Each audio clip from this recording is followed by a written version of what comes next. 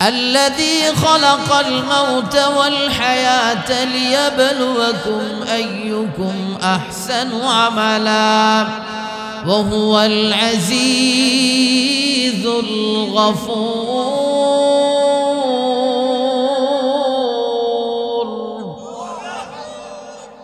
الذي خلق 7 سماوات طباقا ما ترى في خلق الرحمن من تفاوت আল্লাহ বলে আমি আল্লাহ স্তর বাই স্তর 7টা আসমান তোমাদের মাথার উপরে খুঁটি ছাড়া দাঁড় করায়া রাখছি। আমি আল্লাহ জমিনটারে তোমাদের জন্য বিছানা বানাইয়া রাখছি। আমি আল্লাহ রাত্রটা দিছি যেন সারাদিন কাজ করার পরে এই রাতের বেলা যেন আরাম করে ঘুমাইতে পারো। ওয়াজআলনাল লাইলা লিবাসান ওয়াজআলনান নাহারা মাআশা وبنينا فوقكم 7 شدادا وجعلنا الليل لباسا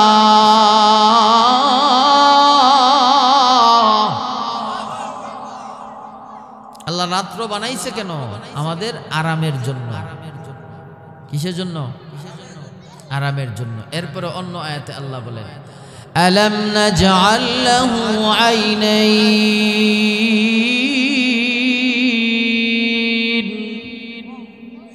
ولسانا وشفتين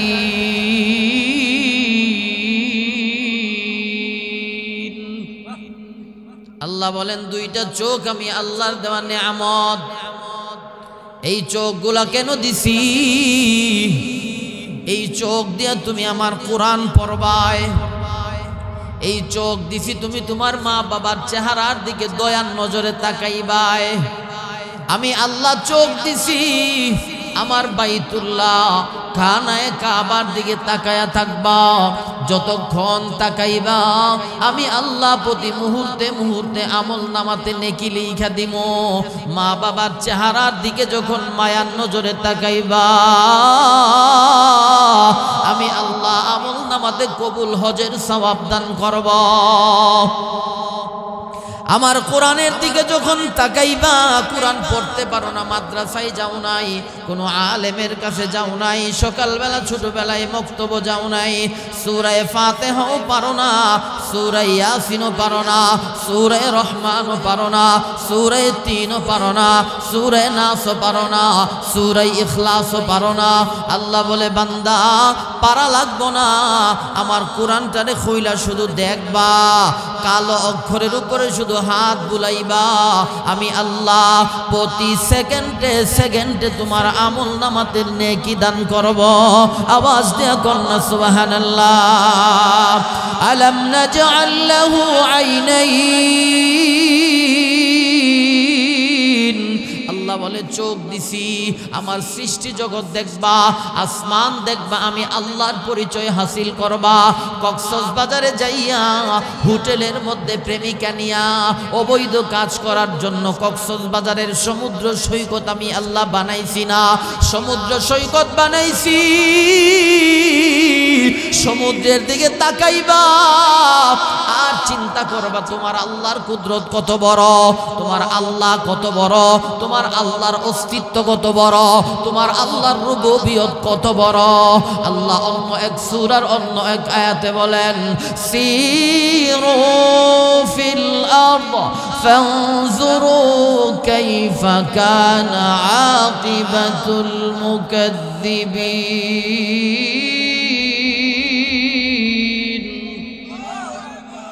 আল্লাহ বলে সিরু ফিল আরদ, জমিনের উপরে ভ্রমণ করো, খাগড়াছড়ি যাও, বান্দরবন যাও, সিলেটের সাজেকে যাও, মাধবকুণ্ডে যাও, গিয়ে গিয়ে বড় পাহাড় দেখবা আর আমি আল্লাহর পরিচয় হাসিল করবা। লিয়াবুদুন আই লিয়ারিফুন, আল্লাহর ইবাদত করা, আই লিয়াবুদুন লিয়ারিফুন, ইবাদতের দ্বারা আল্লাহর পরিচয় হাসিল করার জন্য আল্লাহ 2টা চক্ষু দিয়েছে। কোন সুবহানাল্লাহ। এরপরে আল্লাহ আরেকটা অঙ্গ দিছে নিয়ামত, জিহ্বা। কি জিহ্বা, এই জিহ্বাটা বড় নরম, ঠিক না? আবার কুরবানির গোশত খাওয়ার পরে যখন দাঁতের সিফাত লাগিয়া থাকা খিলাইল দিয়া গুতায়ও সুডান জানা, আবার জিহ্বা টাচ করলে আবার এটা ফিটটা যায়, তখন জিহ্বা আবার শক্ত হয়ে যায়, ঠিক না? আর জিহ্বাটা এমনেও শক্ত, এমনেও শক্ত। কেমনে শক্ত? আল্লাহ কোরআনে বলেন, মা ইয়ালফিযু মিন কওলিন ইল্লা লাদাইহি রাকীবুন আতীদ।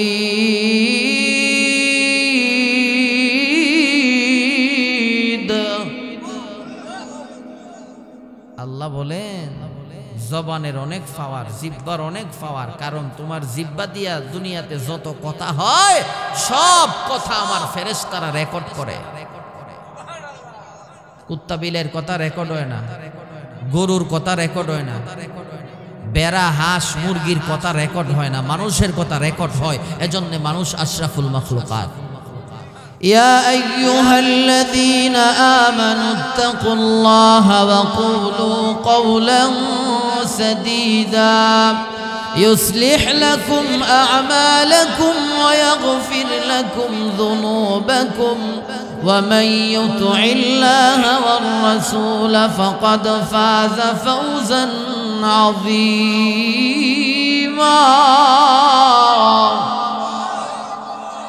আল্লাহ বলেন, হে ঈমানদারগণ, ইত্তাকুল্লাহ, আমি আল্লাহরে ভয় করো। ওয়াকুলু কাওলান সাদিদা, তোমার জবান দিয়া ভালো ভালো কথা বলো, জবান দিয়া ভালো ভালো কথা বলো, অর্থাৎ জবানের হেফাজত করো। আল্লাহ বলেন জবানের কি করো? হেফাজত করো। আমরা কি জবানের হেফাজত করি? হ্যাঁ, জবান দিয়া মিথ্যা কথা কই, জবান দিয়া গালিগুলোজ করি, জবান দিয়া সুদ খাই, জবান দিয়া ঘুষ খাই, জবান দিয়া মানুষের গীবত করি, জবান দিয়া মানুষের সমালোচনা করি, জবান দ্বারে যেমনে মনে চাই এমনই চালাই, ঠিক না? আল্লাহ বলছেন জবানের হেফাজত করো, আর আমরা জবানরে যেমনে মনে চাই এমনেই চালাই। তাহলে কি আল্লাহর কথা আর আমরার কাজের মধ্যে মিল হইছে? আরো জোরে কর না। জবানটারে কেমনে কাজে লাগাইব? স্বর্ণরূপার আয়াত যখন নাজিল হইছে, আল্লাযীনা ইয়াকনিজুনা আয-যাহাবা ওয়াল ফিদ্দা ওয়ালা ইউনফিকুনাহা ফী সাবীলিল্লাহ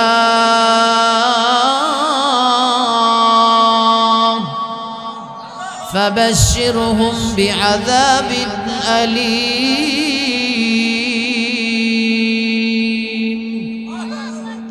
স্বর্ণরূপার আয়াত যখন নাজিল হয়ে গেছে, স্বর্ণের ব্যাপারে আয়াত, রূপার ব্যাপারে আয়াত, আল্লাহ নবী সাহাবায়ে কেরামদেরকে ডাকাইয়া বলেন, সাহাবীরা,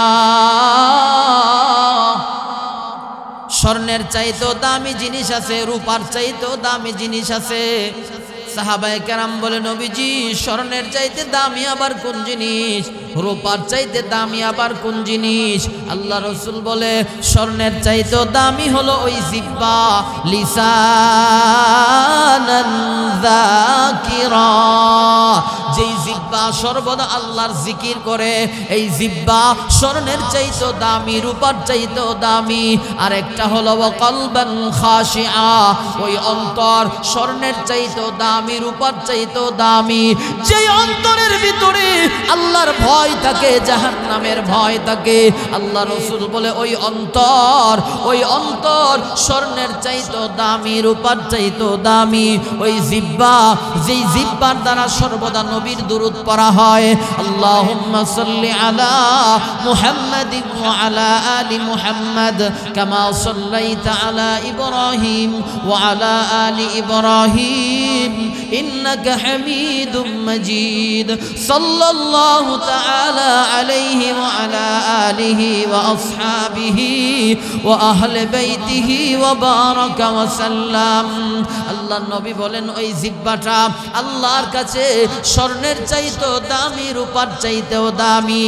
ওই জিহ্বা, যে জিহ্বার দ্বারা আল্লাহর কোরআনের তিলাওয়াত করা হয়, আলহামদুলিল্লাহি রাব্বিল আলামিন আর রহমানির রহিম মালিকি ইয়াউমিদ্দিন ইয়াকা না'বুদু ওয়া ইয়াকা নাস্তাঈন ইহদিনাস সিরাতাল মুস্তাকিম সিরাতাল্লাযীনা আন'আমতা আলাইহিম গায়রিল মাগদুবি আলাইহিম ওয়ালাদ-দাল্লিন।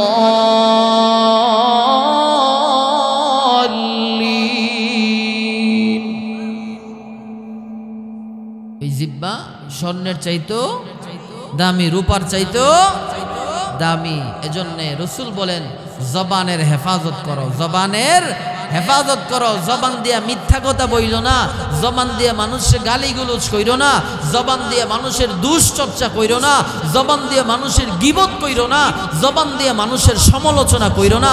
জবান আমি আল্লাহর দেওয়া নিয়ামত, এই নিয়ামতের হেফাজত যদি করতে পারো, আল্লাহর নবী অন্য হাদিসে বলেন। আপনারা কষ্ট হইতেছে? কষ্ট না হইলে আর কিছুক্ষণ চলবো, এরপরে দোয়া করলাম, ঠিক না? কষ্ট হইলে আমারে বইলেন। আল্লাহ রাসূল হাদিসে বলেন, وقال سيد البشر والجن صلى الله تعالى عليه وسلم ما يزمن لي ما بين لحييه وما بين رجليه أزمن له الجنة أو كما قال النبي عليه الصلاة والسلام। নবী বলেন দুনিয়াতে যারা দুইটা জিনিসের জিম্মাদার হইব, আমি নবী হাসরের মাঠে এদেরকে জান্নাতে নেওয়ার জিম্মাদার হব। নবী যদি কোনো মানুষে জান্নাতে নেওয়ার জিম্মাদার হয়, এর জীবনে আর কোনো কিছুর দরকার আছে? হ্যাঁ ওমা, পিছনের তারা কিতা কয়? নবী যদি কয় আমি তোমারে জান্নাতে লইয়া যামু, তাইলে এর জীবনে আর কোনো কিছুর দরকার আছে? নবী বলেন যদি দুইটা জিনিসের হেফাজত করো, আমি নবী ওয়াদা দিলাম আজমান আলাহুল জান্নাহ, তোমারে জান্নাতে নেওয়ার জামিনদার স্বয়ং আমি রাহমাতুল লিল আলামিন। এক নাম্বার হইল রাসূল বলেন দুই ঠোঁটের মধ্যবর্তী একটা অঙ্গ, যেই অঙ্গটার নাম জিহ্বা। নবী বলেন জিহ্বার হেফাজত করবা, জিহ্বারে কন্ট্রোল করবা। কোনো হারাম খাবার দেখলেই যেন লুল না পড়ে, সুদ ঘুষ দেখলেই যেন জিহ্বা করে টলটল না করে, হাওন দেখলে হালি মুহের ভিতরে ঢুকাইলেও না। জবানের হেফাজত কইরো, জবান দিয়া মিছা কথা কইও না, জবান দিয়া মানুষের গালি দিও না, জবান দিয়া মানুষের গীবত কইরো না, জবান দিয়া মানুষের সমালোচনা কইরো না। যদি এগুলা থেকে নিজের জবানটারে হেফাজত করতে পারো আর জবানের সঠিক ব্যবহার করতে পারো। জবানের সঠিক ব্যবহার কি? হ্যাঁ, আল্লাহ কোরআনের অন্য আয়াতে বলেন وَمَنْ أَحْسَنُ قَوْلًا مِّمَّنْ دَعَا إِلَى اللَّهِ وَعَمِلَ صَالِحًا وَقَالَ إِنَّنِي مِنَ الْمُسْلِمِينَ।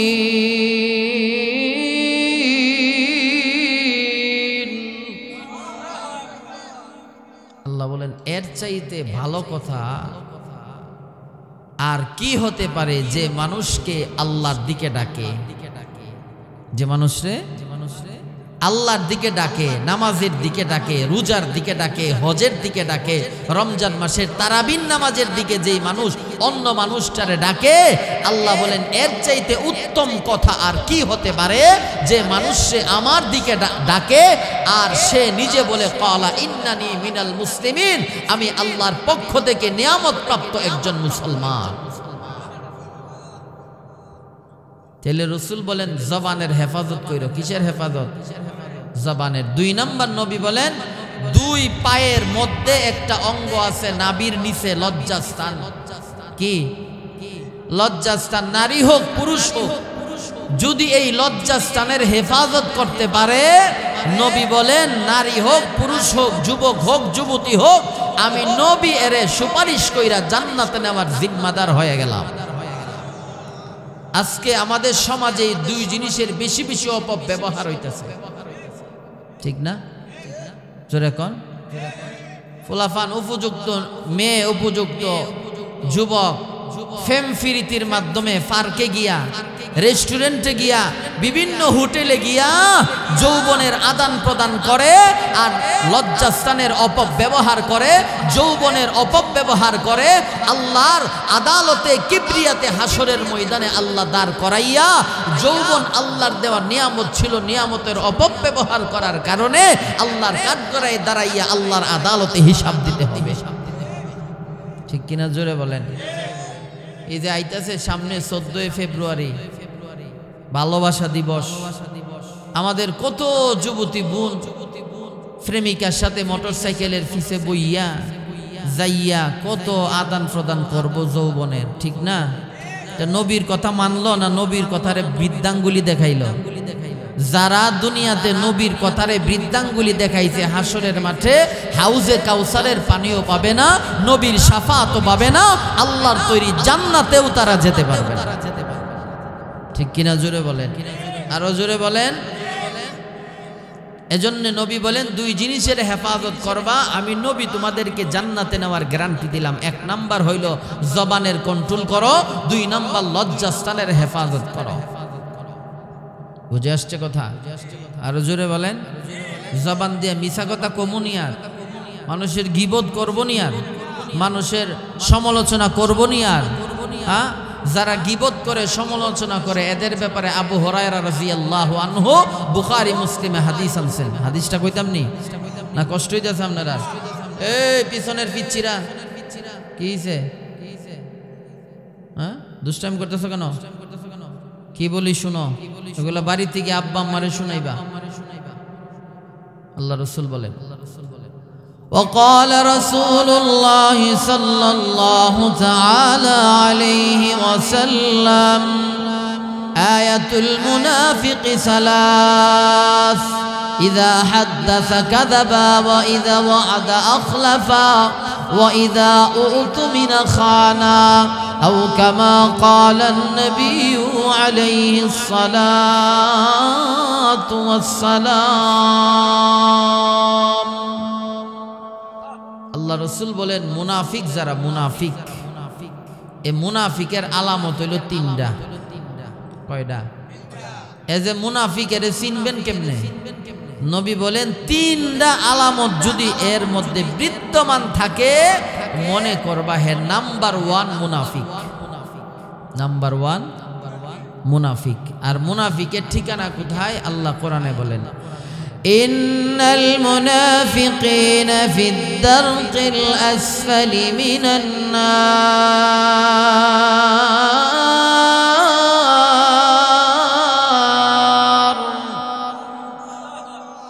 মুনাফিকের ঠিকানা হলো জাহান্নামের নিম্ন দেশে।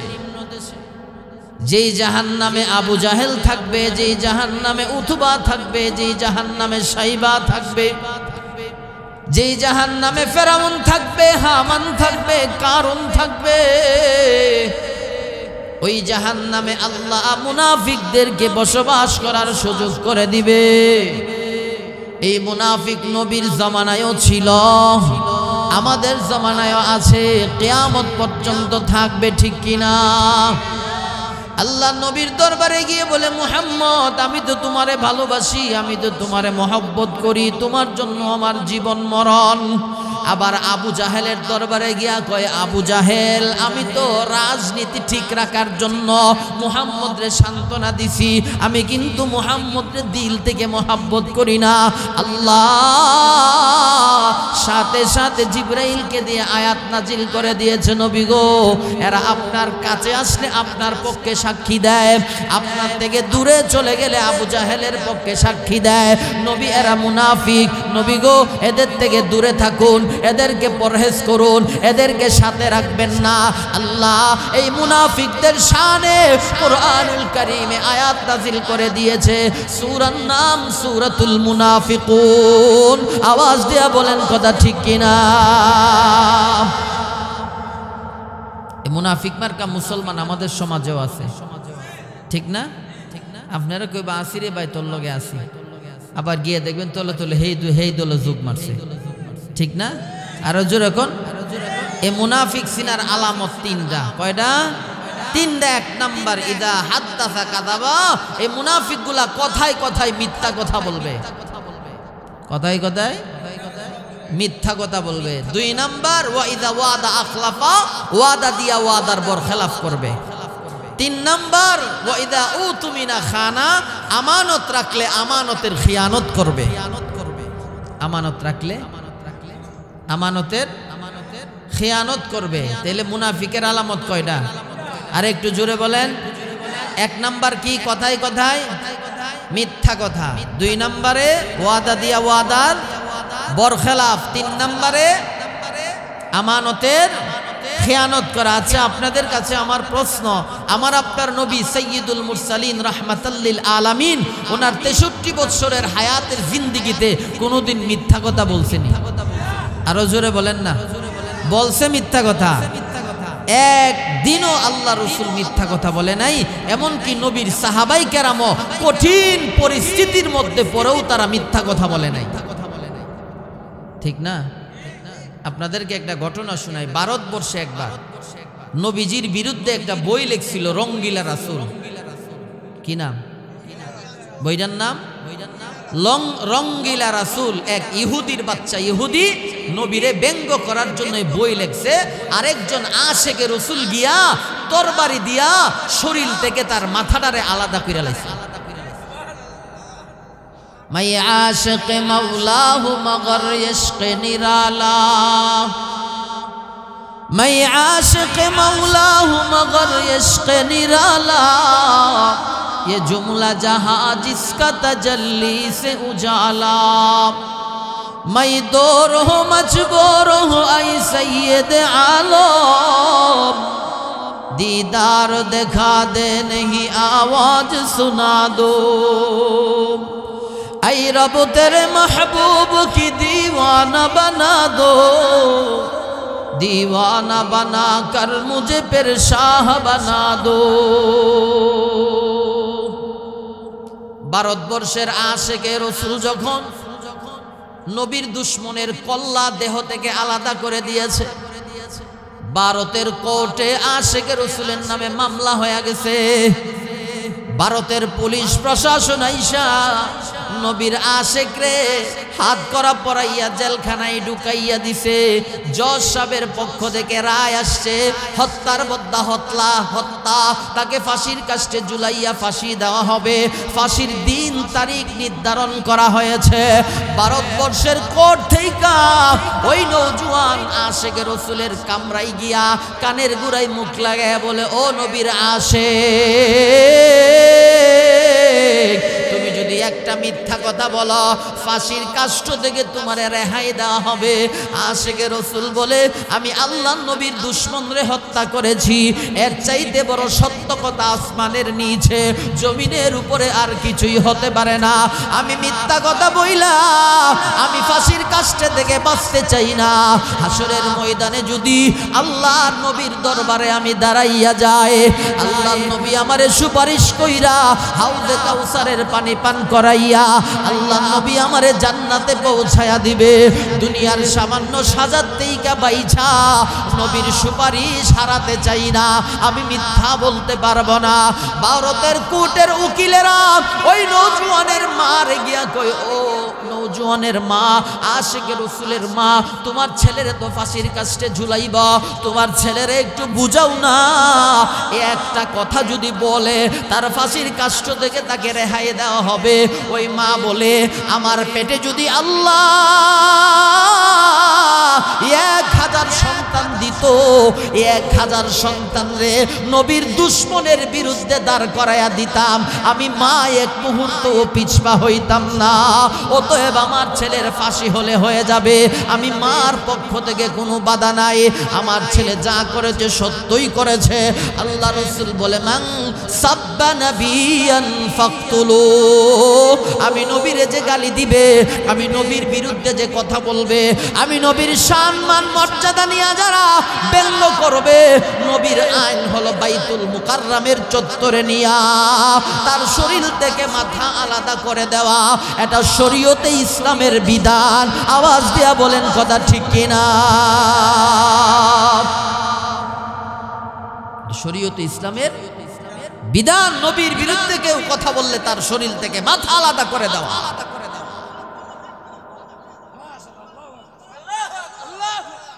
চাচা কি কয়?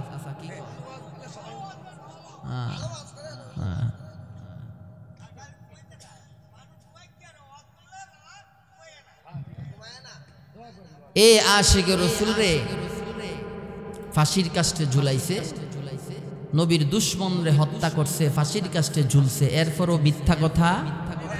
আরো জোরে কন্যা, দুনিয়ায়ে সদাকত মে তেরা নাম রহেগা, दुनियाए सदाकत में तेरा नाम रहेगा, अबू बकर तेरा नाम से इस्लाम रहेगा, दुनियाए सियासत में तेरा नाम रहेगा,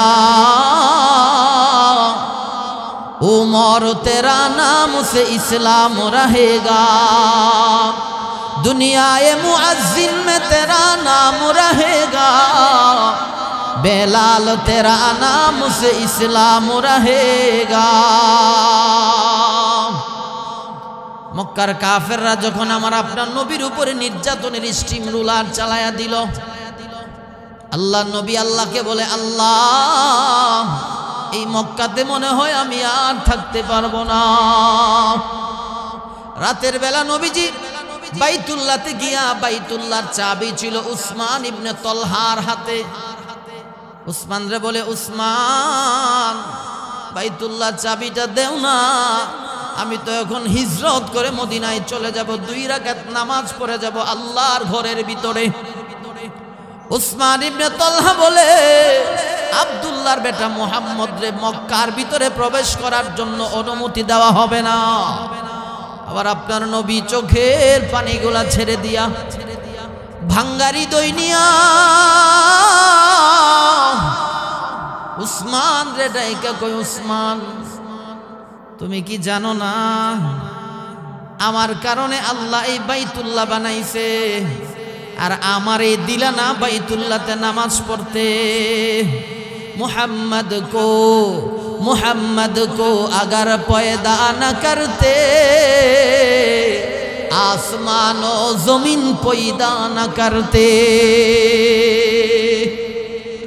ঠিক না? আমার মনে হয়, আমার দিল সাক্ষ্য দেয়, নবীরে যদি না বানাইতো আল্লাহ মনে আল্লাহর আরশ কুরসিও সাজাইতো না। ঠিক না? আল্লাহ রাসূল চোখের পানি ছেড়ে আর কয়, উসমান আমি নবীর কারণে আল্লাহ বাইতুল্লাহ বানাইছে, আর তুমি আমারে দিলা না বাইতুল্লাহতে নামাজ পড়তে। উসমান একটু সবর করো, গোটা বাইতুল্লাহর নেতৃত্ব আমি মুহাম্মদের পায়ের নিচে আসবে কয়েকদিনের সময়।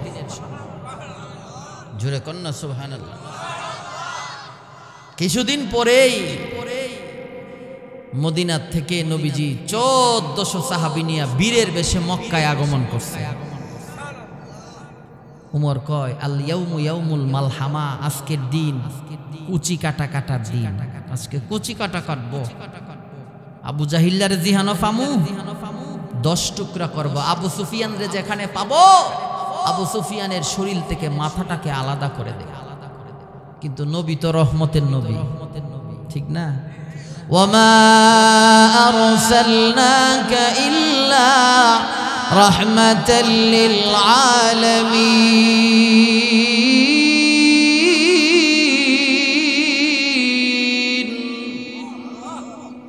আল্লাহ কয় আমার নবী হইছে রহমত, রহমত বানাই আমার নবীরে দুনিয়াত পাঠাইছি। নবী স্লোগান শুননা ওমর রে কয়, ওমর আজকের দিন মানুষরে হত্যা করার দিন নয়, বদলা নেওয়ার দিন নয়, আল ইয়াউমু ইয়াউমুল মারহামা, আজকের দিন হলো ক্ষমা করার দিন। আপনারা কি সবাই আশিকে রাসূল? সবাই আশিকে রাসূলের আওয়াজও তো আসতে হয়, এটা আমার জানা আছে না? হ্যাঁ, আর জোরে আওয়াজ দিয়ে এখন আল্লাহু আকবার, আর একটু জোরে আল্লাহু আকবার। এতক্ষণে বোঝা গেছে আশিকে রাসূল। আমি আর আপনি হইলে কি করলাম হইলে? হ্যাঁ, মাইরা কইব শামসুর মতো কুবা, টাকা যা লাগে সব আমি দেব, কুবা শামসু, ঠিক না? আর নবী কি বলছেন? আল ইয়াউমু ইয়াউমুল মারহামা, আজকের দিন হলো ক্ষমা করার দিন, আজকের দিন হলো রহম করার দিন। আবু জাহেলকেও ক্ষমা করে দিলাম, আবু সুফিয়ানকেও ক্ষমা করে দিলাম, মক্কার আশেপাশে যারা থাকবে এদেরকেও ক্ষমা করে দিলাম। আবু সুফিয়ানের ঘরে যারা অবস্থান করবে তাদেরকেও নবীর পক্ষ থেকে ক্ষমার ঘোষণা। আওয়াজ দিয়ে কন্যা সুবহানাল্লাহ। নবীজি বেলালকে পাঠাইয়া দিলেন, বেলাল যাও, দুনিয়ায়ে মুআজ্জিন মে তেরা নাম রহেগা, বেলাল তেরা নাম সে ইসলাম রহেগা। আল্লাহ নবী বেলালকে পাঠাইয়া দিলেন, বেলাল কাবার ছাদের উপরে দাঁড়াইয়া তুমি বিজয়ের আজান দাও। ইজা জা নাসরুল্লাহি ওয়াল ফাতহ ورأيت الناس يدخلون في دين الله أفواجا فسبح بحمد ربك واستغفر إنه كان توابا। দেশ স্বাধীন হওয়ার পরে কয়েকটা বিধান আছে আল্লাহর। এক নাম্বার বিধান হলো প্রশংসা করা, দুই নাম্বার বিধান হলো শুকরিয়া আদায় করা, তিন নাম্বার বিধান হলো আজান দেওয়া, চার নাম্বার বিধান হলো আল্লাহর কাছে ইস্তেগফার করা।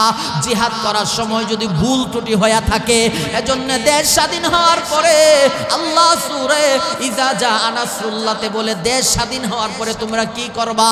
এক নাম্বার আল্লাহর প্রশংসা করবা, দুই নাম্বার নবীর শানে দুরূদ পড়বা, তিন নম্বরে তোমরা ইস্তেগফার করবা, চার নম্বরে তোমরা আজান দিবা। আল্লাহ নবী বেলালরে উঠাইয়া দিলেন, বেলাল আজান দাও, বিজয়ের আজান। বেলাল আজান দিল, সাহাবায়ে কেরাম নবীর সামনে বাইতুল্লাহর চত্বরে বৈশা রইল। হযরতে আবু বকর চিন্তা করে, আমি তো ইসলামের প্রথম খলিফা, আমি আবার মুহাম্মদুর রাসূলুল্লাহর শ্বশুর, আমার মেয়েরে বিয়ে দিছি, আবার ওনার শ্বশুর, জোরে কোন কথা ঠিক কিনা? এই বাইতুল্লাহর চাবি মনে হয় আমার হাতে উঠাইয়া দিবা। উমর বলে, আল্লাহ রাসূল বলেছে লাউ কানা বাদি নাবিয়্যুন লাকানা উমর, আল্লাহর নবীর পরে যদি আল্লাহ কাউকে নবী বানাইতো, আমি উমর রে নবী বানাইতো, আমার দাম বেশি, বাইতুল্লাহর চাবি মনে হয় আমার হাতে আসবে। উসমান বলে, নবীর দুইটা মেয়েরে বিয়ে কইরা জিন্নুরাইন উপাধি নিলাম, চাবি মনে হয় আমার হাতে আসবে।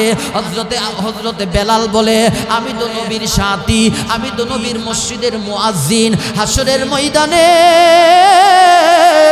আল্লাহ যখন নবীর জান্নাতে যাওয়ার অনুমতি দিব, জান্নাতি ঘোড়ার উপরে নবী বসবে, আর ঘোড়ার লাগামটা থাকবে বেলালের হাতে।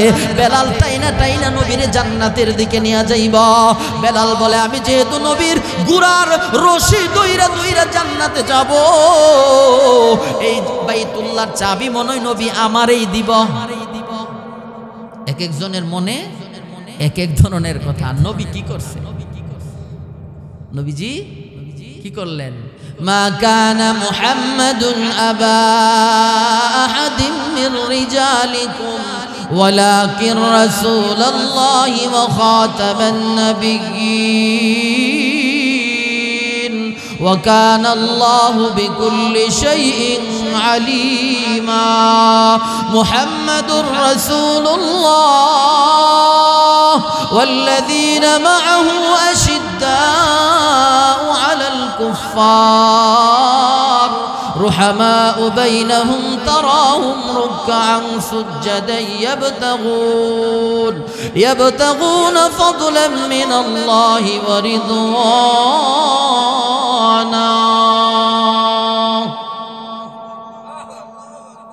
আল্লাহ নবী দাঁড়াইয়া একজন সাহাবীরে বলেন, সাহাবী, বাইতুল্লাহর জিম্মাদারি যার হাতে ছিল উসমান, উসমান রে একটু খুঁজে নিয়ে আসো।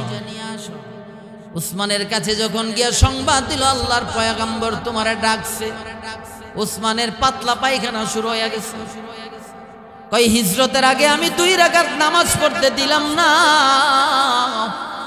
আজকে মুহাম্মদ 1400 সাহাবী নিয়া বিজয়ের বেশে মক্কায় আগমন করছে, আজকে মনে হয় আমারে কুচি কাটা কাটব, ঠিক না? কিন্তু আল্লাহ নবীর দরবারে আয়েশা উসমান কাঁপতে শুরু করছে। নবীজি বলে, উসমান বাইতুল্লাহতে 2টা রাকাত নামাজ পড়তে আমারে দিছস না, বাইতুল্লাহর চাবি কই দে। বলার সাথে সাথে নবীর হাতে চাবিটা দিয়া দিল। আল্লাহর নবী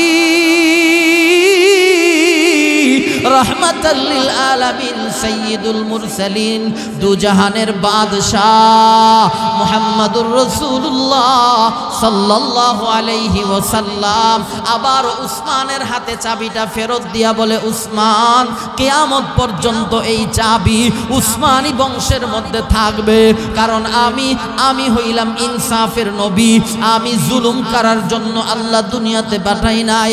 তোমার চাবি আমি তোমার হাতে ফিরাইয়া দিলাম। এই হচ্ছে আমার আপনার নবী রহমাতাল লিল আলামিন। আওয়াজ দিয়া কোন কথা ঠিক কিনা? আল্লাহ রাসূল জীবনে মিথ্যা কথা কইছেনি? আর জোরে বলেন। 2 নাম্বার আমানত। নবী অনেক বড় আমানতদার ছিলেন। মক্কার সমস্ত ধনসম্পদাই না আমার আপনার নবীর কাছে আমানত রাখত। একটু আগে দেবেন কেন আপনারা? হ্যাঁ, সামনের দিকে একটু আগে দেন, একটু জিকির করেন আল্লাহ আল্লাহ আল্লাহ আল্লাহ আল্লাহ আল্লাহ আল্লাহ আল্লাহ আল্লাহ আল্লাহ আল্লাহ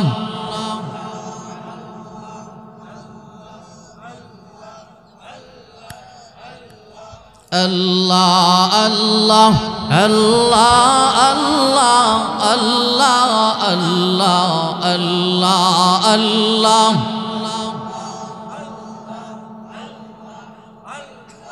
শয়নে আল্লাহ স্বপনে আল্লাহ, শয়নে আল্লাহ স্বপনে আল্লাহ, মুরাকাবায় আল্লাহ মুশাহাদায় আল্লাহ, কবরে আল্লাহ হাশরে আল্লাহ, মিজানে আল্লাহ ফুলসিরাতে আল্লাহ, উপরে আল্লাহ নিচে আল্লাহ আল্লাহ আল্লাহ আল্লাহ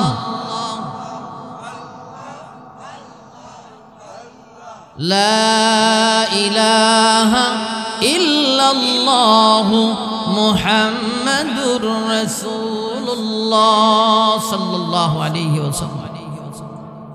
আল্লাহ রাসূল সাল্লাল্লাহু আলাইহি ওয়াসাল্লাম মক্কা থেকে যখন হিজরত করে মদিনায় যাইব, রাতের বেলা আবু বকরের নিয়ে রওনা হইছেন।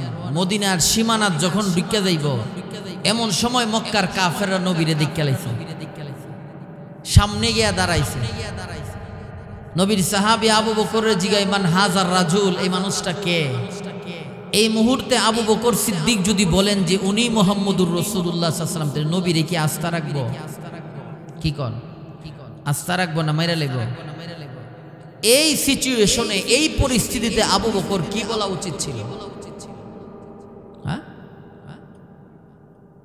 এই পরিস্থিতিতেও আবু বকর মিথ্যা কথা বলছে না, বলছে কি হাজার রাজুল ইয়াহদিনি সাবিল, এই মানুষটা আমাদেরকে রাস্তা দেখায় দেয়। আহাম্মকের বাচ্চারা মনে করছে এই বেটা বুঝি রাস্তা দেখায় না, মানুষ নবী যে আর চিনছে না, এরা ফেরত চলে আসছে। এই কঠিন পরিস্থিতিতেও আবু বকর মিথ্যা কথা বলছে। আরো জোরে কোন বলছে? মিথ্যা কথা বলে নাই, এরা চলে আসছে। আসলেই তো আমার নবী রাস্তা দেখায়। কিসের রাস্তা? জান্নাতের রাস্তা, ঠিক না? আরো জোরে বলেন না। এই খাতমে রাসূল ফখরে উমাম শাহে মদিনা, দেখলা দে মুঝে মনজারে গুলজারে মদিনা। বলেন আমার সাথে, আয়ে খাতমে রাসূল ফখরে উমাম শাহে মদিনা, দেখলা দে মুঝে মনজারে গুলজারে মদিনা। अल्लाह ने तुमको अपना दे महबूब बनाया, मेराज की सरकार खुदा तुम्हें दिखाया। हर साल मुहाजी चले जा रहा है मदीना, दिखला दे मुझे मंजर गुलजार मदीना। अल्लाह ने मक्का ही में एक काबा बनाया, उस काबा का कबाद जमुर जिसको बनाया। हर साल मुहाजी चले जा रहा है मदीना, दिखला दे मुझे मंजर गुलजार मदीना। মদিনার ভালোবাসা আসেনি? মদিনার প্রেম আসেনি? হ্যাঁ, তাইলে আবু বকর এই কঠিন পরিস্থিতিতেও মিথ্যা কথা বলছে না? বলে নাই। নবীজি আমানতদার ছিলেন, আমানতদার।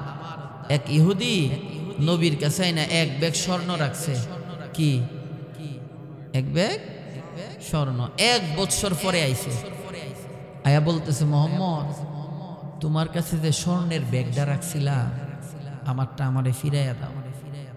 আল্লাহ রসুল কই দাঁড়াও। দাঁড়াইছে, ঘরের ভিতর থেকে নবীজি স্বর্ণের ব্যাগটারে আইনা এই ইহুদির হাতে উঠাইয়া দিছে। উঠাইয়া দেওয়ার পরে এই ইহুদি একবার নবীর চেহারার দিকে তাকায়, আবার এই ব্যাগের দিকে তাকায়। কিছুক্ষণ তাকানোর পরে ইহুদির চোখ বায়া বায়া পানি পড়তেছে। আমার আপনার নবী ইহুদির জিগায়, কি ব্যাপার, তোমার আমানতের কি কোনো ত্রুটি হইছে? অথবা তুমি এটা খুলো তো, খুইলা দেখো তো তোমার এখান থেকে কোনো স্বর্ণ গহনা হারাইছে কিনা, বা এখানে সব ঠিকঠাক আছে কিনা। ইহুদি ডাক দিয়া বলে, মুহাম্মদ আমার স্বর্ণ আছে কি নাই এই চিন্তা আমার দিলের ভিতরে নাই। মুহাম্মদ আমি চিন্তা করতেছি আসমানের নিচে জমিনের উপরে আল্লাহ যদি কাউকে শ্রেষ্ঠ আমানতদারির উপাধি দেয়, তাইলে আব্দুল্লাহর পোলা মুহাম্মদকেই শ্রেষ্ঠ আমানতদারির উপাধি দিতে হবে। এ মুহাম্মদ 1 বছর হয়ে গেল আমার ব্যাগ তোমার কাছে আমানত রাখছি, যেই ব্যাগ রাখছি সেই ব্যাগ তুমি আমারে ফিরাইয়া দিলা। যেই সুতা দিয়া ব্যাগের মাথাটা বাঁধা ছিল, ওই সুতা দিয়া এখনো পর্যন্ত ব্যাগের মাথাটা বাঁধা। মুহাম্মদ এতদিন তোমার বিরোধিতা করেছি, তোমাকে গালি দিয়েছি, আর দেরি করব না। তুমি যে সত্য নবী, আল্লাহ যে তোমার উপর 30 পারা কোরআন নাজিল করেছে, বিন্দু মাত্র কোনো সন্দেহ নাই। মুহাম্মদ গো আর দেরি করব না, এই মুহূর্তে আমারে কালিমা পড়াইয়া মুসলমান বানায়া দাও। লা ইলাহা ইল্লাল্লাহু মুহাম্মাদুর রাসূলুল্লাহ সাল্লাল্লাহু আলাইহি ওয়াসাল্লাম। রাসূল আমানতদার ছিলেন। নবীজি এতিমের হক নষ্ট করেন নাই কোনোদিন। নবীজির বয়স যখন 8 থেকে 10 বছর, বাচ্চাদের সাথে মাঠে খেলতে গেছে, তো হঠাৎ করে একদিন জিব্রাইল আসছে। জিব্রাইল আইসা নবীর সাথে একটু দুষ্টামি করতেছে, নবীর একটু চাপ দিছে। যখন চাপ দিছে নবীজি ভয় পেয়ে গেছে। একবার কোরআন নাজিলের আগে, কোরআন তো নবীর উপর নাজিল হয়েছে 40 বছর একদিনে, ঠিক না? এই কোরআন নাজিলের কিছুদিন আগে আবার জিব্রাইল আসছে, আয়েশা নবীরে চাপ দিছে পরে নবী ভয় পেয়ে গেছে। থাক থাক, বাচ্চাটা ঘুমাইলে ঘুমাক, ডিস্টার্ব করেন। জিব্রাইল রে দেখা নবী ভয় পেয়ে গেছে। বাসায় ছিল খাদিজাতুল কুবরা, গিয়ে বলে, খাদিজা আসমান থেকে একটা জিন নাইমা আমারে চাপ দিছে, আমি ভয় পেয়ে গেছি, আমি মনে ধ্বংস হয়ে যাব। কি হয়ে যাব? ধ্বংস হয়ে যাব। খাদিজাতুল কুবরা বলেন, যার মধ্যে 4টা গুণ আছে আল্লাহ দুনিয়াতে হেরে ধ্বংস করে না। 1 নম্বর গুণ, লা তুখজিকাল্লাহু আবাদা, যে মানুষের আমানতের খেয়ানত করে না, যে মানুষের বুজারে হালকা করে দেয়, আল্লাহ দুনিয়াতে এই মানুষকে ধ্বংস করে না। জোরে কন্না সুবহানাল্লাহ। খাদিজাতুল কুবরা রাদিয়াল্লাহু আনহা পরদিন সকালবেলা তৌরাতের বড় একজন আলেম ছিলেন, যার নাম ওয়ারাকা বিন নাওফেল। খাদিজাতুল কুবরার সম্পর্কে চাচতো ভাই হয়। ওয়ারাকা বিন নাওফেলের কাছে নিয়ে বলে, ওয়ারাকা, আমার স্বামী মুহাম্মদুর রাসূলুল্লাহ সাল্লাল্লাহু আলাইহি ওয়াসাল্লাম গতকালকে মাঠে গিয়েছিল, আসমান থেকে নাকি জিন আইসা উনারে চাপ দিছে, উনি ভয় পায়া গেছে, উনি নাকি ধ্বংস হয়ে যাবে। ওয়ারাকা বিন নাওফেল আমার আপনার নবীর মাথা মুবারক থেকে নিয়া পা মুবারক পর্যন্ত ভালো করে তাকাইয়া বলে, খাদিজা, এই মানুষে আল্লাহ ধ্বংস করবে না।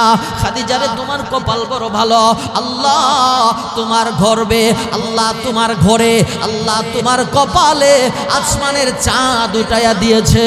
উনি আখিরি জামানার পয়গম্বর, রাহমাতুল লিল আলামিন। আমি তাওরাত কিতাবে পেয়েছি আল্লাহ উনারে নবী বানাইবা, উনি আখিরি জামানার নবী হবে। আল্লাহ উনারে 30 পারা কোরআন নাজিল করবে। আল্লাহ উনারে সপ্তম আকাশ পাড়ি দিয়া লৌহে মাহফুজে নিয়ে যাইবা, আরশ কুরসি দেখাইবা, জান্নাত জাহান্নাম দেখাইবা। খাদিজা, আমার আর বুঝার বাকি নাই, উনি ভবিষ্যৎ নবী মুহাম্মাদুর রাসূলুল্লাহ সাল্লাল্লাহু আলাইহি ওয়াসাল্লাম। খাদিজা, তুমি ভয় পাও না, খাদিজা তুমি টেনশন কইরো না।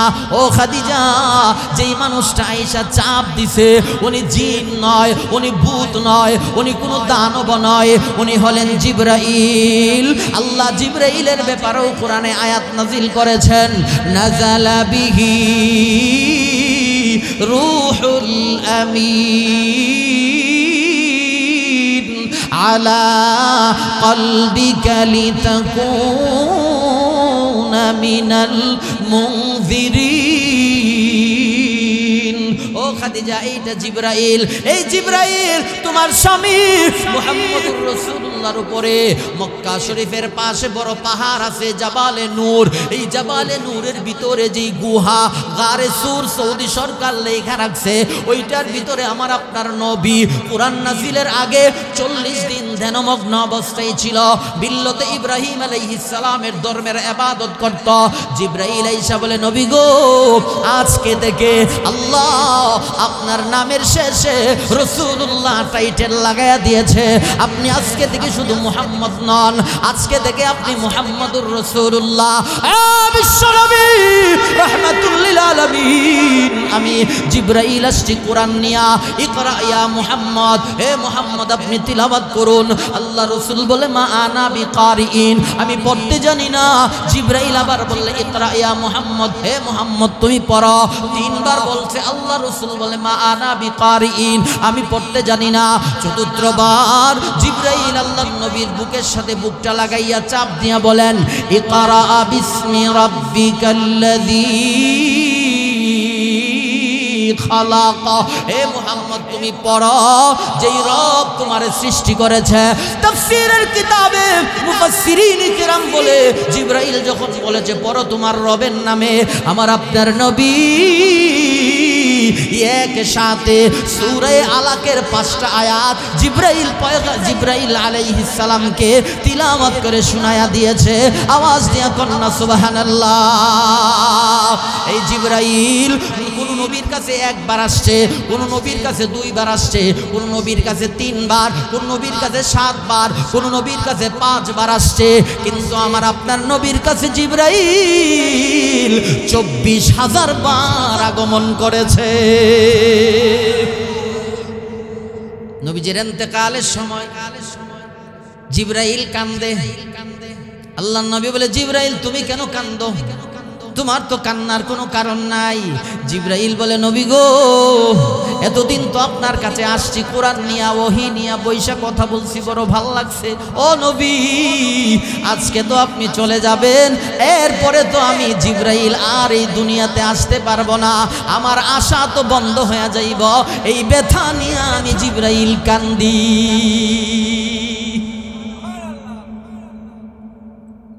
এজন্য নবী ছিল আমানতদার। নবী কি ছিল? নবী মানুষের হক নষ্ট করে নাই, নবী কাউরে গালি দেয় নাই, নবী কোনোদিন মিথ্যা কথা বলে নাই, নবী কোনোদিন মানুষের মনে কষ্ট দেয় নাই। মেশকাতের সরা মেরকাতের মধ্যে একটা ঘটনা আসছে। আল্লাহ রসুল যে মানুষের সাথে দুর্ব্যবহার করে নাই। আবু জাহেলের নাম শুনছেন আপনারা?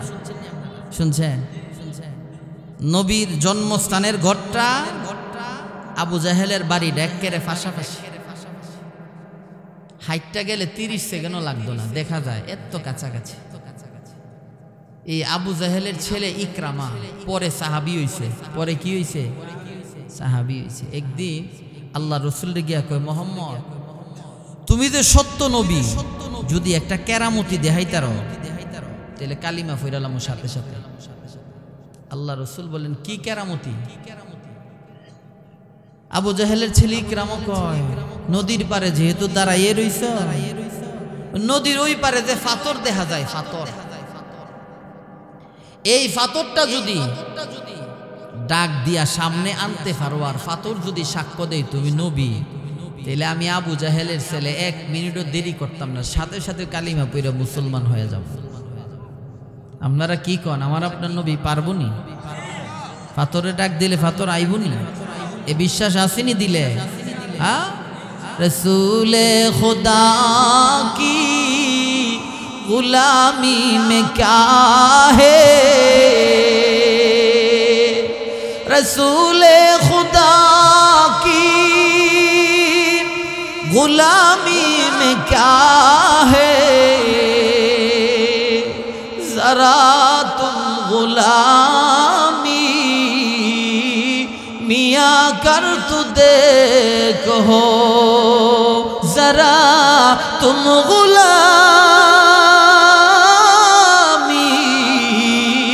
মিয়া কর তু দেখো। এজন্য নবীর গোলামির জন্য প্রস্তুত আছেনি আমরা? নবীর গোলামি উমর করছে, নবীর গোলামি আবু বকর করছে, নবীর গোলামি উসমান করছে, নবীর গোলামি আলী করছে।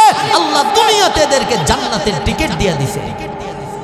আজকেও যদি নবীর গোলামি করা যায়, নবীর অনুসরণ করা যায়, নবীর ইতাআত করা যায়, মরতে দেরি, আল্লাহ আমাদেরকেও জান্নাত দিতে দেরি না। ঠিক না? আর জোরে কন। আল্লাহ রসুল কয়, ইকরামা তোমার আব্বা আবু জাহেলি তো আমার সাথে অনেক বাটফারি করছে, অনেক দুকাবাদি করছে, তুমি তো হেই বেডার ফুট, তুমি আর ভালোই বা করতে কে? তোমার কথা তো বিশ্বাস হয় না। কনা মোহাম্মদ যদি ফাতরায়া সাক্ষ্য দেয় তুমি নবী, আমি 1 মুহূর্ত দেরি করব না। আমার আপনার নবী ডান হাত মুবারকটা উঠাইয়া শাহাদাত আঙ্গুলি দ্বারা ইশারা করে বলে, পাথর, আল্লাহ যদি আমারে আখিরি নবী বানায়, আল্লাহ যদি আমারে 30 পারা কোরআন দিয়ে থাকে, ও পাথর তুমি আমার সামনে চলে আসো।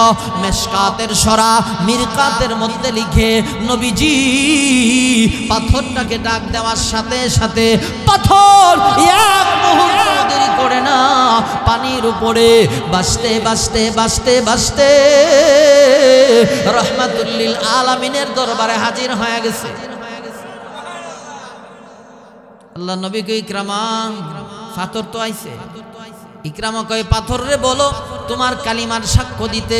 পাথরের জবান আল্লাহ খুলে দিছে। পাথর বলে, আশহাদু আল্লাহ ইলাহা ইল্লাল্লাহ ওয়া আশহাদু আন্না মুহাম্মাদার রাসূলুল্লাহ।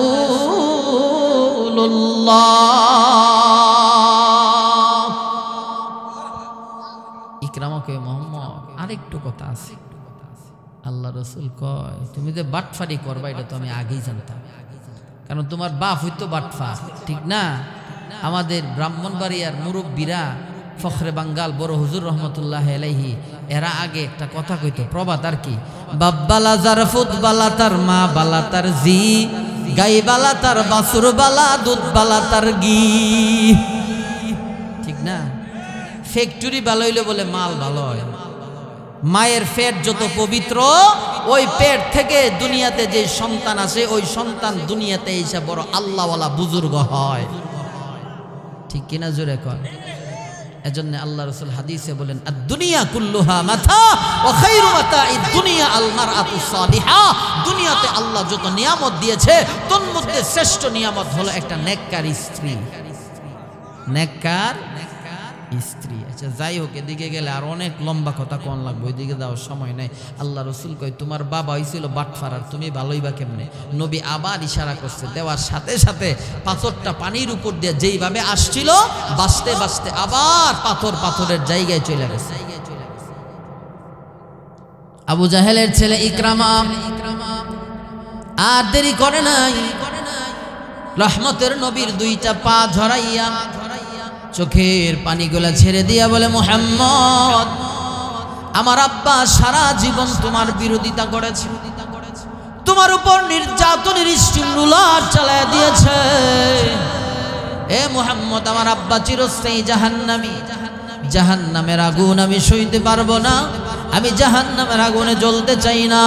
মুহাম্মদ আর দেরি করব না, এই মুহূর্তে আমার কালিমা পড়াইয়া মুসলমান বানায়া দাও। 1 মিনিটও দেরি করে নাই, সাথে সাথে কালিমা পড়া মুসলমান হয়ে গেছে। এরপরে আবু জাহেলের ছেলে ইকরামার নামের পিছনে সাহাবী টাইটেল লাগিয়ে গেছে, রাদিয়াল্লাহু আনহু ওয়া রাদু আন। আল্লাহ বলেন এরা আমার উপর খুশি, আমিও এরার উপর খুশি। সুবহানাল্লাহ। আর একটু জোরে কর না সুবহানাল্লাহ। তাইলে আজকে আপনাদের মাহফিলটা কবরবাসী রুহের মাগফিরাত কামনায়, ঠিক না? আপনারা তো মরবেন, আমরাও মরব এই দুনিয়াতে। আপনার বাবা আসিন, দাদা আসিন, কত মানুষ ছিল এই মোল্লাবাড়িতে, কত মুরব্বীরা ছিল, আজকে আসেনি? আপনারা যারা আছেন আপনারা থাকবেননি? হ্যাঁ, আমি যে ব্রাহ্মণবাড়িয়ার থেকে আসলাম, আবার বাড়িতে যাবো, বিবি বাচ্চার সাথে কথা বলবো, গাড়িতে যে উঠবো, এই গ্রান্টি আছে? আরো জোরে বলেন, আছে? নাই। এজন্য নবী বলেন দুনিয়াতে আল্লাহ পাঠাইছেন একটা উদ্দেশ্য নিয়ে। উদ্দেশ্যটা কি? ওমা খালাকতুল জিন্না ওয়াল ইনসা ইল্লা লিয়াবুদুন। আল্লাহর ইবাদতের জন্য পাঠাইছে। কিসের জন্য? ইবাদতের জন্য। নবী বলেন আমার কোনো উম্মত যদি 3টা নেক আমল করে, মরার সাথে সাথেই আল্লাহ বিনা হিসাবে তারে জান্নাত দিয়ে দিবেন। কয়টা নেক আমল? শুনতে রাজি আছেন নি? না অসুবিধা হইতেছে? আল্লাহ রাসূল বলেন, وقال سيدنا رسول الله صلى الله تعالى عليه وسلم من أكل طيبا وعمل في سنة وأمن الناس بوائقه دخل الجنة أو كما قال عليه الصلاة والسلام। 1 নম্বর নবী বলেন মান আকালা তয়্যিবান, হালাল খাদ্য ভক্ষণ করো। কি আপনাদের এই এলাকাটার নাম কি? গজরা। এই গজরার এলাকার মধ্যে ধরেন না 200টা ঘর আছে, 200টা ফ্যামিলি। বাড়ি সালাম দিয়া গিয়া দেখেন কয়টা ফ্যামিলিতে হালাল ইনকামের দ্বারা সংসার চলে। হ্যাঁ, বালা, মাশাআল্লাহ। ভালো হইলে তো আলহামদুলিল্লাহ, ঠিক না? আমি তো আর কইতাছি না খারাপ। অধিকাংশ মানুষই হারামের সাথে সম্পৃক্ত। ওই বেশি আমার সাথেই কইতাছে বেশি। যাই হোক, নিজের গ্রামের বদনাম নিজে করেন না। তো নবী বলেন মান আকালা তয়্যিবান, উম্মত হালাল খাদ্য খাও। কি হালালের মধ্যে বরকত আছে। এজন্য আল্লাহ নবীরে ডাইকা কয়, ইয়া আইয়ুহান নবী কুলু মিনাত তাইয়্যিবাত।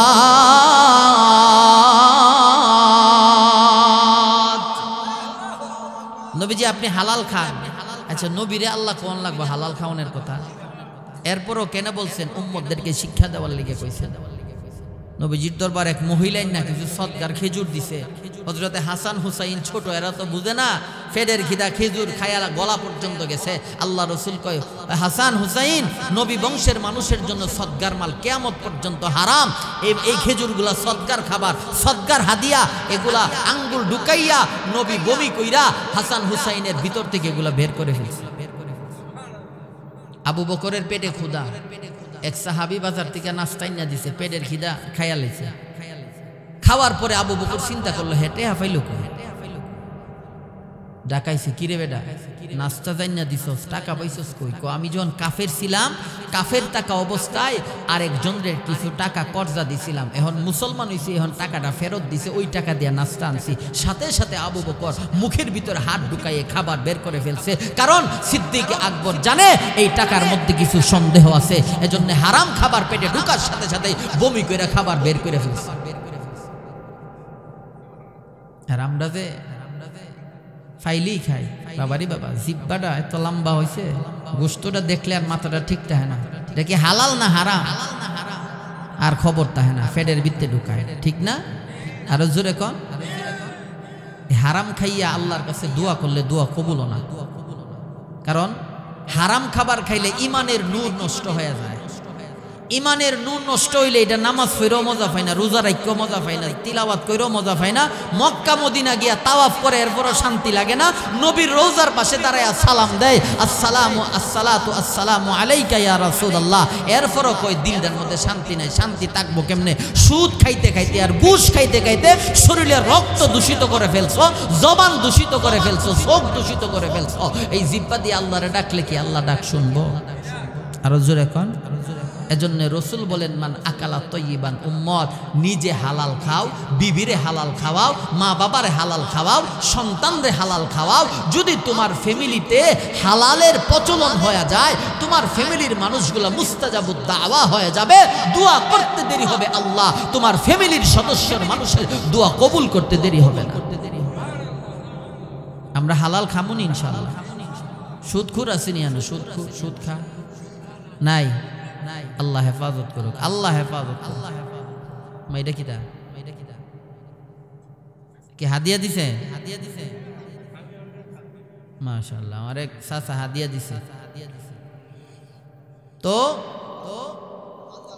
সুদ এটা হারাম। সুদ কি ওমা? অনেকে একেবারে হুজুরে কেমনে জানিয়ে লাইল রে আমরা যে সুদ খাই, সারা দুনিয়াতে সুদ করে আছে, ঠিক না? আর জোরে কন, সুদ হারাম এই কথা কে বলছে? হ্যাঁ, ওই পিছনের তারা দি কয় না, সুদ যে হারাম এই কথা কে বলছে? আল্লাহ বলছে না? আল্লাহর কথা আমাদের মানতেই বনি, আল্লাহর কথাটা শুনবেন নি আপনারা? বলবো আল্লাহর কথাটা বলবো। وأحل الله البيع وحرم الربا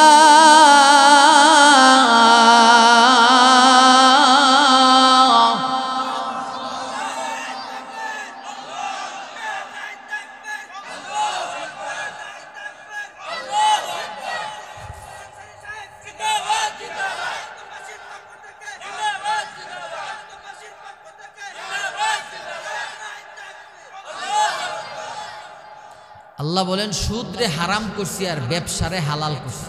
সুদরে হারাম করছি আর ব্যবসারে হালাল করছি। এজন্য সমস্ত নবীরা ব্যবসায়ী ছিলেন, সমস্ত সাহাবীরা ব্যবসা করছেন, সমস্ত পীর, বড় বড় পীরেরা ব্যবসা করছেন, কারণ ব্যবসার ভিতরে আল্লাহ 90% রিজিক ঢুকাইয়া রাখছে। আমাদের মাযহাবের ইমামে আজম আবু হানিফা রাহমাতুল্লাহ আলাইহি অনেক বড় কাপড়ের ব্যবসায়ী ছিলেন, অনেক বড় কাপড়ের দোকান ছিল। সমস্ত ইমামরা ব্যবসায়ী ছিলেন, কোন সুবহানাল্লাহ। এক নম্বর হয়েছে কি করা? হালাল খাওয়া। কি খাওয়া? হালাল খাওয়া। আপনার ছেলেটা আরেকজনের কাছ থেকে মরিচ নিয়ে আইছে, মিষ্টি কুমড়া না বইলা নিয়ে আসছে, রান্না করার আগে আপনার বিবি আপনি জিজ্ঞাসা করবেন, বাজান এটা যে আনছো কইতে আনছো? যদি শাসন করেন বিশাল বড় হারাম থেকে বাচ্চা গেলেন গা। আপনার ছেলেটাও শাসন পায়া জীবনে আর কোনোদিন মানুষের ক্ষেত থেকে কোনো কিছু চুরি করে আনতো না, ঠিক না? চাচা কি কয়? থানবী রহমতুল্লাহ একটা ঘটনা লিখছেন। আচ্ছা, আপনারা এতক্ষণ কই আসলেন? আমি যখন ওয়াজটা শুরু করবার আগে, হ্যাঁ হ্যাঁ রে, আপনারা বুঝি সুরের পাগল না? হ্যাঁ, তাবারক আছে। থানবী রহমতুল্লাহ আলাই উনার কিতাবে ঘটনা লিখছে কি জানেন? এক মুসাফির বেটা সফর করতে বের হইছে। এই কথাটা মন দিয়ে শুনেন। যাইতে যাইতে রাত্র হয়ে গেছেন, থাকার মতো কোনো জায়গা নাই। তো এক লোক বাজারে গেছে কাঠ বিক্রি করতে। কাঠ বিক্রি করে বাড়িতে আইব, এই লোকের সাথে রাস্তার দেখা, কই ভাই আমি তো মুসাফির, থাকার জায়গা নাই, আপনার বাড়িতে কি আজকে রাত্রটা থাহন যাইব? কাঠুরিয়া কই কোনো সমস্যা নাই, চলো। তো নবীর সুন্নত তরিকা হইল মেহমান বাড়িতে আইলে 3 দিনের আগে ওনারে জিগাইতে তাই না যে আপনি যাইবেন কোন সময়। এটা নবীর সুন্নত তরিকা। মেহমান আসলে সর্বনিম্ন 3 দিন আপনার বাড়িতে থাকবো, 3 দিন পরে তারে জিগাইতে পারবেন আপনি কোন দিন যাইবেন নি না থাকবেন। আর আমরা তো মেহমান আইবার আগে জিগাই কিতাব কদিনের লিগে আইছি, ঠিক না? বিয়াই সাহেব কদিন থাকবা? বেটা শর্মে ফইরা কো না থাকতাম না, জামুগা। তার মানে বোঝা গেল আপনারা সত্যিকারের আশেকে রসুল না। নবীর আশেক যারা, এরা নবীর সুন্নতরে জীবন দিয়ে হইলেও বাস্তবায়ন করে, ঠিক না? কাঠুরিয়া চিন্তা করতেছে, আরে আমি তো গরিব মানুষ, আমি তো বালা টেহাও ইনকাম করি না, বালা বোলা খাওয়াইতামও পারতাম না। বেটা যে আইলো আমার বাড়ি, এখন 3 দিনের যাইব কোন দিন? কাঠুরিয়া মনে মনে চিন্তা করতেছে। রাতের বেলা বাসায় গিয়ে এশার নামাজ পড়ছে, কাঠুরিয়ার বিবি খাবার দিছে, খাবার খায় ঘুমায় গেছে গা। কাঠুরিয়া মনে করছে ফজর নামাজ পড়া নাস্তা খাইয়া যাইব গা, নাস্তা রাস্তা খাইয়া বেডা আর জানা। কাঠুরিয়া কথা জানা যেহেতু নবীর সুন্নতের উপর আমল করে লাই, কারণ নবীর একটা সুন্নত জিন্দা করা 100 গলা কাটা শহীদের মর্যাদা অর্জন করা। তো কুজাও সুন্নতে আহমদ কুজাবা মুহাম্মদ কাইবুয়াদ নিসবত তোরা রঙ্গে সুন্নি রঙ্গে উজরানি বুয়াদ সিবগাতাল্লাহ নফসে কুরআনি বুয়াদ। কবি কই তোমরা তো নামে সুন্নি কামে সুন্নি না। পোস্টারও লেহাতায় সুন্নি মহা সম্মেলন, গিয়া দেখেন সুন্নত নাই, বেটা বলে সুন্নি, ঠিক না? আর জোরে কোন সুন্নি কারে কয় আপনারা জানেননি? সুন্নতে বড়া যে তাকে সুন্নি বলে। মাথার টুপি আছে, পাঞ্জাবি আছে, মোহ দাড়ি আছে, তসবি আছে, মেসওয়াক করে 5 ওয়াক্ত নামাজের সময় নবী কয় হে সত্যিকারের সুন্নি। নামাজ পড়ায় হক তো গাঞ্জা হা বিড়ি হা বেডি লইয়া নাচানাচি করে, এ বলে সুন্নি। হে সুন্নি, হ্যাঁ কি সত্যিকার সুন্নি? আপনারা কি তা কন? সুন্নি সুন্নি না। যে সুন্নত মানে সুন্নতের জীবনের গলার মালা বানাইছে, নবী বলেন হে হইছে সত্যিকারের সুন্নি। কথা ঠিক কিনা? আরো জোরে বলেন। এবার সুন্নতের উপর আমল করে লাইছে। দ্বিতীয় দিনও থাকছে, তৃতীয় দিনও থাকছে। তৃতীয় দিন সকালবেলা ফজরের পরে যখন নাস্তা খাইতে বইছে, কাঠুরিয়া জিগায় কিও মুসাফির ভাই আপনি কি যাইতেন না? এই কথা বলছে পরে এই মুসাফির কাঠুরিয়ার পায়ে ধরে কান্না শুরু করছে। এখানে কাঠুরিয়া চিন্তা করতেছে, আরে 3 দিন যে বেটারে রাখছি আমার বাসায়, খাবার দাবার মনে বালা দিছি না, তাহনের জায়গা মনে বালা পাইছে না, বেটা কষ্ট পায় মনে কান্না করতেছে। কাঠুরিয়া জিজ্ঞাসা করে, মুসাফির কেন তুমি কান্না করো? কান্নার কারণ কি? মুসাফিরটাই কে বলে, কাঠুরিয়া আমি তোমার বাড়ির থেকে কেন যাই নাই জানোনি? প্রথম দিন যেদিন আমি তোমার বাড়িতে আগমন করেছি, ইশারের নামাজ পড়ে দস্তরখানার উপরে যখন খাবার চলে আসছে, এই খাবার খাইয়া যখন রাতের বেলা ঘুমায়া গেছি, রাতের বেলা স্বপ্নে যুগে আল্লাহর প্যারা নবী রাহমাতুল্লিল আলামিন রে স্বপ্নে যুগে দেখছি। এ কাঠুরিয়া দ্বিতীয় দিন রাতের বেলা খাবার খাইয়া ঘুমাইছি, আল্লাহ নবীর স্বপ্নে দেখছি। তৃতীয় দিন খাবার খাইয়া ঘুমাইছি, মদিনার নবী কামলেওয়ালারে স্বপ্নে দেখছি। ও কাঠুরিয়া বলো না তোমার খাবারের ভিতরে বরকত খুদ থেকে আসলো? কাঠুরিয়া ডাইকা বলে, মুসাফির আমি বড় টাকাওয়ালা না, আমি বড় পয়সাওয়ালা না, আমি বিকাল বেলা জংলাতে যাই, কাঠ কাইটা বাজারে বিক্রি করে অল্প কয়টা সবজি বাড়িতে নিয়ে আসলে আমার বিবি যখন এই সবজিগুলা কাটে গো, বিসমিল্লাহ বইলা বইলা কাটে। আমার বিবি যখন ডেকসিটা চুলার উপরে বসাইয়া দেয়, বিসমিল্লাহ বলে বসায়। আমার বিবি ডেকসি নামাইয়া তরকারি যখন বাটিতে নেয় তখনও বিসমিল্লাহ বলে নেয়। ও কাঠুরিয়া, ও মুসাফির, আমার বিবি দস্তরখানার উপরে প্লেট রাখার সময় বিসমিল্লাহ বইলা রাখে। খাবারের শুরুতেও দোয়া পড়ে, খাবারের মাঝামাঝিও দোয়া পড়ে, খাবারের শেষেও দোয়া পড়ে। আর আমি যে ইনকাম করি গো, এই ইনকামের মধ্যে এক পয়সাও হারাম নাই, সম্পূর্ণ টাকাটা হালাল। তুমি যে নবীরে দেখছো, এইটা হলো হালাল টাকার বরকত। আওয়াজ দিয়ে কন্যা সুবহানাল্লাহ। শাফিঈ রোজে জাযা ওয়া গা খতিবে আম্বিয়া, শাফিঈ রোজে জাযা ওয়া গা খতিবে আম্বিয়া, সাহেবে হাউজ ও লিওয়াজিল্লে খুদা রোজে আতীদ, সাহেবে খুলকে আযীম ও মজহরে জোদে আমিন, আয়াতে রহমত के शाने उरफ़ुस्त रहीम, रहमतुल लिल आलमी खाम अंदश खुदावंदे करीम, खल्क़ खुल्क़ क़ौल फ़अल हदियो सिमते व हमीद। এজন্য নবী বলে উম্মত তিনটা নেক আমল করবা। এক নাম্বার মান আকালা তয়্যিবান, হালাল খাদ্য ভক্ষণ করবা। দুই নাম্বার ও আমিলা ফি সুন্নাহ, আমি নবীর সুন্নতে পালন করবা। মাথার থেকে পাতা পর্যন্ত আমি নবীর সুন্নতের রঙে রঙিন হয়ে যাইবা। মাথায় টুপি পরবা, দাড়িগুলারে লম্বা করবা, লম্বা জামা নিচে সাক জামা পরবা, মেসওয়াক করবা। যখন রাস্তা দিয়ে হাঁটবা ডান দিকে হাঁটবা, মুরব্বীদেরকে দেখলে তুমি সালাম দিবা। ঘরে প্রবেশ করবা ডান পা দিয়া, ঘর থেকে বের হইবা বাম পা দিয়া। মসজিদে ঢুকবা ডান পা দিয়া, বের হইবা বাম পা দিয়া। বাথরুমে ঢুকবা বাম পা দিয়া, বের হইবা ডান পা দিয়া। ঢুকার সময় দোয়া পড়বা, বের হওয়ার সময় দোয়া পড়বা। নতুন জামা পরার সময় ডান হাতটা আগে দিবা, পাজামা পরার সময় ডান পাটা আগে দিবা। তোমার পাঞ্জাবির ডান পকেটে আতর রাখবা, মিসওয়াক রাখবা। তোমার ডান পকেটে কোরআন শরীফ রাখবা। এ উম্মত, ডান হাত ডান পা ডান সাইড ভালো কাজে ব্যবহার করবা। উম্মত, আমি নবীর সুন্নতের উপর যদি আমল করো, হাসরের ময়দানে আসমানের মালিক আল্লাহ বিনা হিসাবে তোমারে জান্নাত দিয়ে দিবা। তিন নম্বরে আল্লাহর রাসূল বলে ও আমিনান নাস বাওয়াইকাহু দাখালাল জান্নাহ।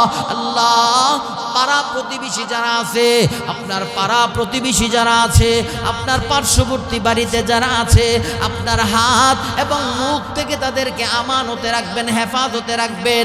এদেরকে গালিগুলোজ করবেন না, এদের উপর অত্যাচার করবেন না, এদের বাড়ি দখল করবেন না, এদের সীমানার ভিতরে নিয়ে গাছ লাগাইবেন না, এদের সীমানার ভিতরে বাউন্ডারি দিবেন না, এদের সীমানার ভিতরে আপনার বাড়ির ময়লা আবর্জনা ফালাইবেন না। আল্লাহর নবী বলেন তিনটা নেক আমল যদি করো, আল্লাহ বিনা হিসাবে তোমারে জান্নাত দিয়ে দিব। আমরা পারবো না তিনটা নেক আমল করতে? আরো জোরে কোন পারবো না? এক নাম্বার কি হালাল খামো, এক নাম্বার। দুই নাম্বার নবীর সুন্নতের উপর আমল করব। কিসের উপরে? নবীর সুন্নতের উপরে আমল করব। আর তিন নাম্বার পাড়া প্রতিবেশীরা একটু নিরাপদে রাখবো। আরেক বেটা ওই কুমিল্লাতে আপনার বাড়ির পাশে বাড়ি বানছে, আপনার ক্ষমতা বেশি, জোর করে বেটার দুই হাত জায়গা দখল করে লেছে, বেটার বাড়িতে ময়লা ফেলা। বেটা অসহায় গরিব, বেটার ওই দুই হাত সীমানার ভিত্তিকে বাউন্ডারি করে লেছেন, গড় করে লেছেন। রসুল কই তুই আমার উম্মত না, আর যদি তারা নিরাপদে রাখতে পারস আমার উম্মত হইয়া হাসরের মাঠে আল্লাহ বিনা হিসেবে তোরে জান্নাত দিয়ে দেবে। আল্লাহ তাআলা আমাদের সবাইরে এই কথাগুলোর উপর আমল করার তৌফিক দান করুক বলে আমিন।